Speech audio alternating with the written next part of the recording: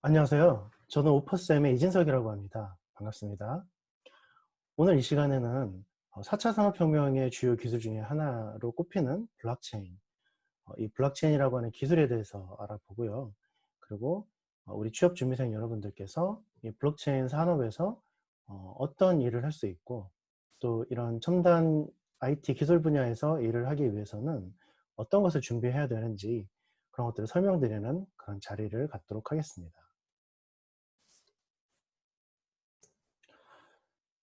우선 제 소개를 간략하게 드리자면, 저는 현재 오퍼쌤이라고 하는 블록체인 기술 기반 스타트업을 운영하고 있습니다.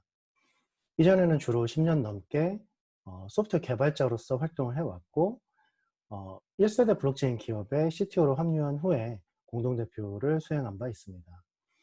이렇게 블록체인과 같은 첨단 기술 분야에서 어떻게 커리어를 빌드업해 나가고, 그리고 또 창업에 이르기까지 저희 경험을 잘 설명드릴 수 있을 것 같습니다. 그러면 바로 강의 시작하도록 하겠습니다. 오늘의 강의는 이렇게 4개의 장으로 준비해 봤습니다. 우선 블록체인이라고 하는 기술이 어떤 특징을 가지고 있는지 설명드리고요.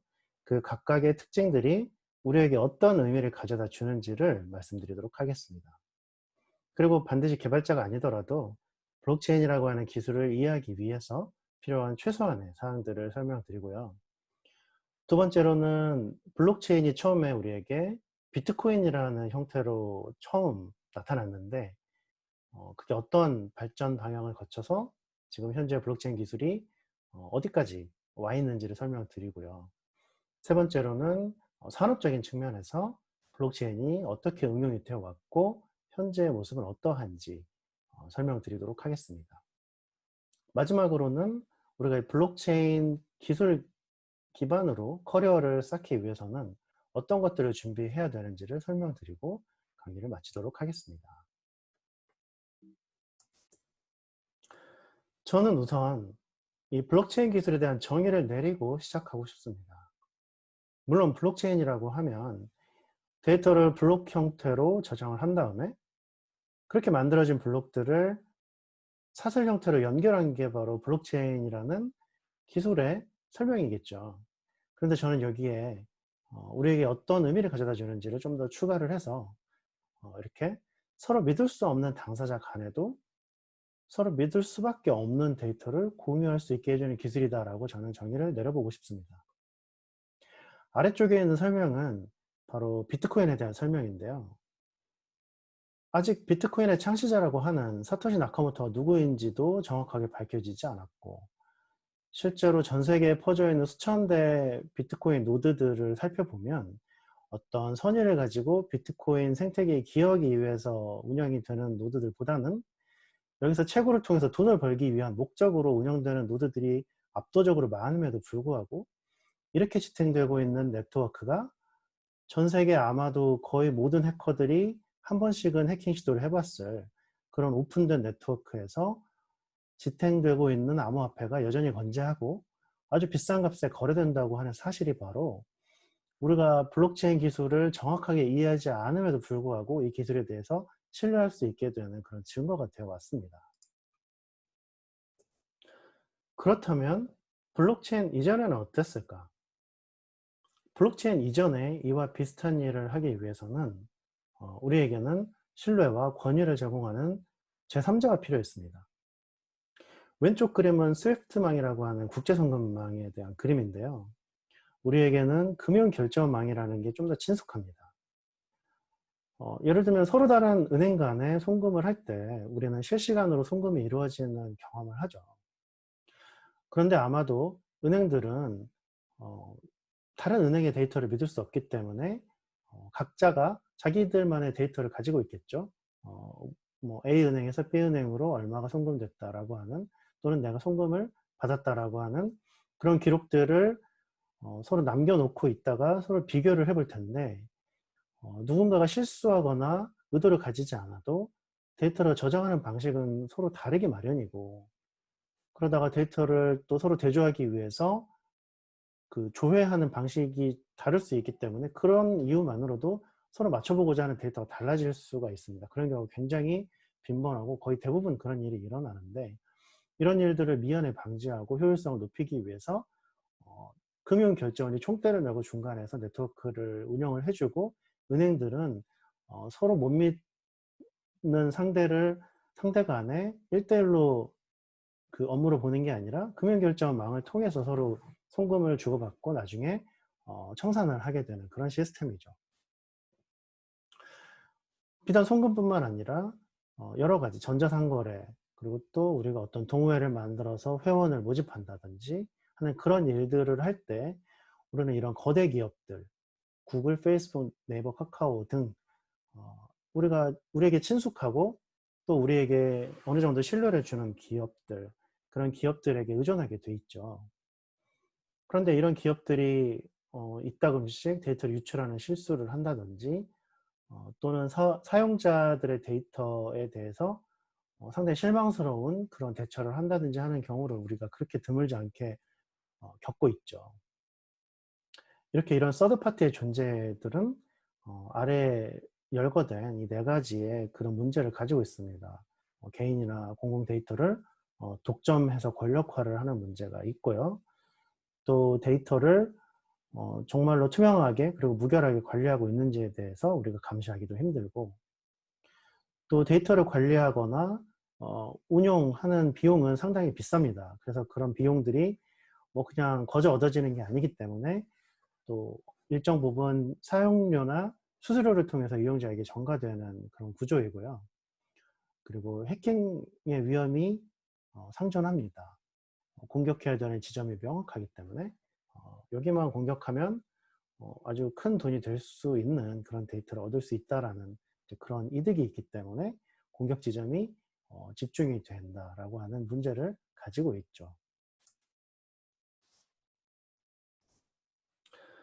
그렇다면 이러한 블록체인이 어떤 특징을 가지고 있는지를 좀 더 세부적으로 설명드리도록 하겠습니다.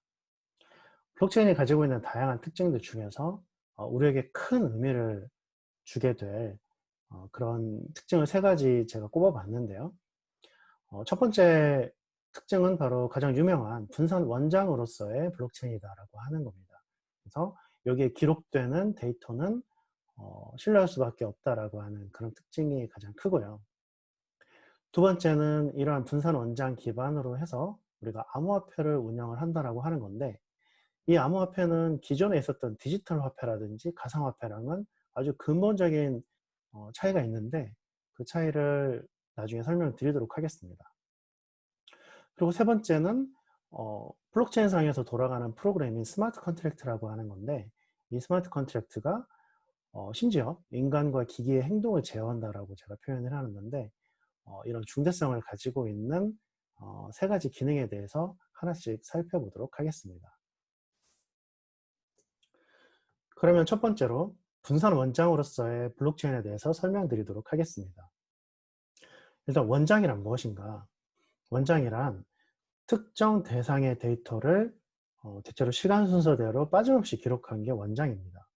그리고 원장 데이터는 무결하고 신뢰할 수 있어야지만 그거를 토대로 만들어진 2차, 3차 데이터도 신뢰할 수 있게 되기 때문에 그런 특성이 중요하다고 볼 수 있겠죠.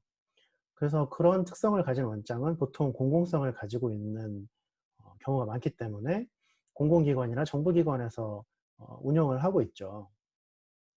그렇게 누군가가 총대를 메고 책임을 지는 이제 그런 형태가 보통은 원장인데, 이제 분산 원장이다라고 하면 그렇게 신뢰와 권위를 제공하는 제3자가 없더라도 다수 참여자들이 심지어는 분산 원장의 저장을 기록을 하는데 그 데이터를 신뢰할 수 있다라고 하는 게 바로 이 분산 원장이 가져야 되는 사실은 상당히 달성하기 어려운 그런 특성이고요. 블록체인이 바로 이거를 획기적으로 적은 비용으로 달성하게 해주는 이제 그런 기술이었던 겁니다. 그럼 블록체인의 두 번째 특성인 암호화폐에 대해서 말씀드리도록 하겠습니다. 아까 블록체인의 암호화폐는 그 이전의 가상화폐 또는 디지털 화폐와는 근본적으로 다르다고 말씀드렸는데 그 이유를 설명드리도록 하겠습니다. 이 표를 보시면 이 특성상 소유권이나 유변자나 이중지불 문제가 비트코인 이전의 가상화폐에서는 다 문제가 발생할 수 있는 걸 전제로 하고 그 문제를 관리 주체가 해결해 주는 방식으로 풀고 있는데, 비트코인 이후의 암호화폐는 특정 관리 주체가 이거를 보증하고 총대를 매주는 게 아니라 네트워크 내에서 참가자들이 입증을 통해서, 암호학적인 방식을 통해서 스스로 검증을 할 수 있는 방식으로 풀고 있기 때문에 근본적인 차이가 있다고 말씀드린 겁니다. 단지 문제는 이제 지급 보증의 문제인데요. 이 암호화폐를 보통은 그 자체로 어떤 가치를 지닌 대상으로 쓰기보다는 이거를 우리가 사용하는 원화나 달러로 환산을 하면서 이제 지급 보증이 이루어지는데, 당연히 이제 관리 주체가 있는 경우에는 그 관리 주체가 이 지급 보증마저도 해주니까 그게 장점이라고 볼 수가 있는데, 암호화폐는 그런 주체가 있진 않고 다행스럽게도 이제 거래소라는 게 존재하기 때문에 거래소에서 사람들이 자발적으로 이 암호화폐를 달러 또는 원화로 거래를 함으로써 이 지급 보증 문제가 간접적으로 해결된다라는 특성이 있습니다. 그러면 블록체인의 암호화폐에 대해서 이어서 설명드리도록 하겠습니다. 암호화폐를 이전의 디지털 화폐와 근본적으로 구분 지어주는 특성이 바로 이 아날로그 경제와 디지털 경제의 연결고리가 되어준다는 점인데요. 우선 실물 아날로그 경제의 특징에 대해서 한번 설명을 드리도록 하겠습니다. 우리가 살던 원래의 세계에서는 사본 대비 원본이 상당히 가치가 있었습니다. 우리는 원래 오랫동안 그런 세상에서 살고 있었어요. 그런데 디지털 혁명이라는 게 일어나면서 어떤 비트가 기본 단위인 그런 세상에서는 원본과 사본이 동일합니다. 뭐 mp3라든지 어떤 사진 파일이라든지 하는 그런 예술 작품부터 해서 우리가 원래 원본이라고 하는 게 가치를 가진다라는 그런 상식 속에서 살고 있었는데, 디지털 세계에서는 사본을 원본과 동일한 가치를 가진 사본을, 그것도 무한히 생성이 가능해지면서 우리는 상당히 혼란을 겪게 되죠. 가치의 혼란을 겪게 됩니다.